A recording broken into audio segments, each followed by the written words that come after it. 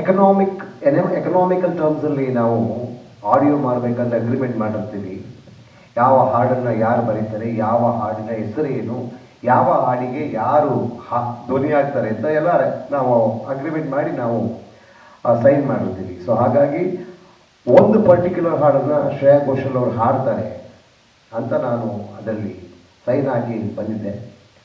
So ಆ ಒಂದು ಕಾರಣಕ್ಕೆ ಶ್ರೇಯಾ ಘೋಷಾಲ್ ಅವ್ರು ಬೇಕೇ ಬೇಕು ಅಂದಾಗ ನೀವು ಪ್ರಯತ್ನ ಮಾಡಿ, ನನ್ನ ಪ್ರಯತ್ನ ಮುಗಿದಿದೆ ಅಂತ ಅವ್ರು ಹೇಳಿದ್ಮೇಲೆ ನಾನು ಪ್ರಯತ್ನ ಮಾಡಿದ್ದು ಹೌದು. ಕಾಂಟ್ರವರ್ಸಿ ಮಾಡೋ ಉದ್ದೇಶ ಅಲ್ಲ. ನನ್ನ ಹತ್ರ ಡಾಕ್ಯುಮೆಂಟ್ ಇದೆ ಸರ್. ಈಗ ನಾಗರಾಜ್ ಸರ್ ನೀವು ಸಿಗ್ತೀರಾ, ನಾನೇನೋ ಕೇಳ್ತೀನಿ, ನೀವು ಹೇಳ್ತೀರಾ ನಾಗರಾಜ್ ಸರ್ ಹಿಂಗಂದ್ರು ಅನ್ಬೋದು. ನಿಮ್ಮ ಪಕ್ಕದ ಮನೆಯವ್ರು ಸಿಗ್ತಾರೆ, ನಾಗರಾಜ್ ಸರ್ ಹಿಂಗಂದ್ರು ಅಂತಾರೆ, ಅವ್ರಂದ್ರು ಅಂತ ಹೇಳ ಸರ್ ನಾನು. ಗೊತ್ತಾಯ್ತು ಸರ್.